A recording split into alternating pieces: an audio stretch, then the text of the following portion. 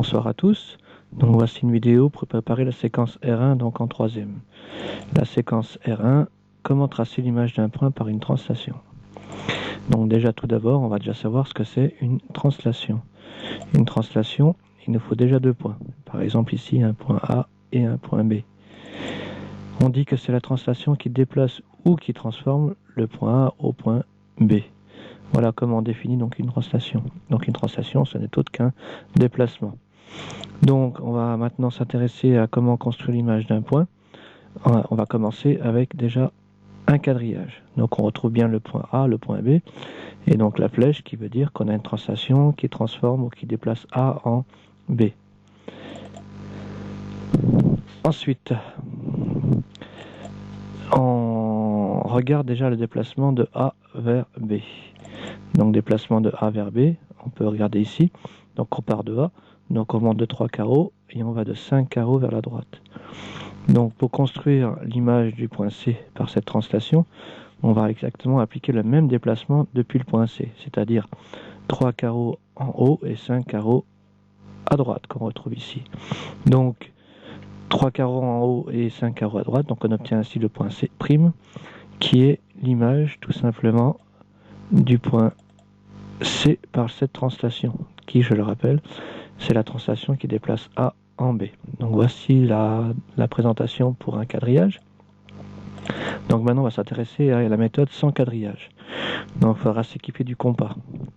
Donc pour ça, on imagine un point C' tel que ABC'C soit un parallélogramme. Donc en imaginant, on le retrouve à peu près à cette position. Donc c'est pas une position précise, mais on en aura besoin dans tous les cas pour la construction.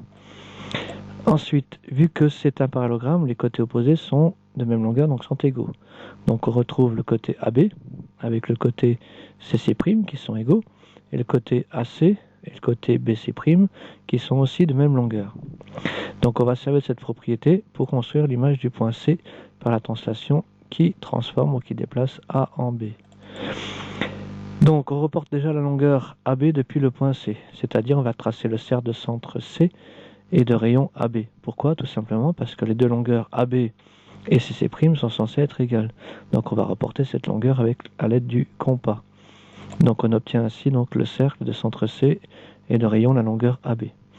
On va recommencer la même chose avec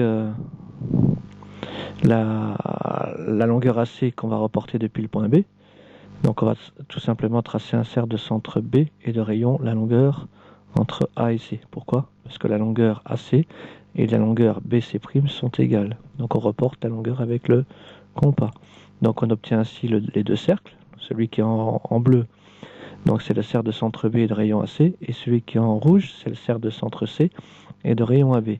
Donc pour trouver le point C', tout simplement, on regarde le point d'intersection le plus logique, on va dire, par rapport à la position du point C' qu'on a évoqué tout à l'heure. Donc le point C', il se retrouve ici. Donc voici la petite vidéo donc pour construire l'image d'un point par une translation. À bientôt.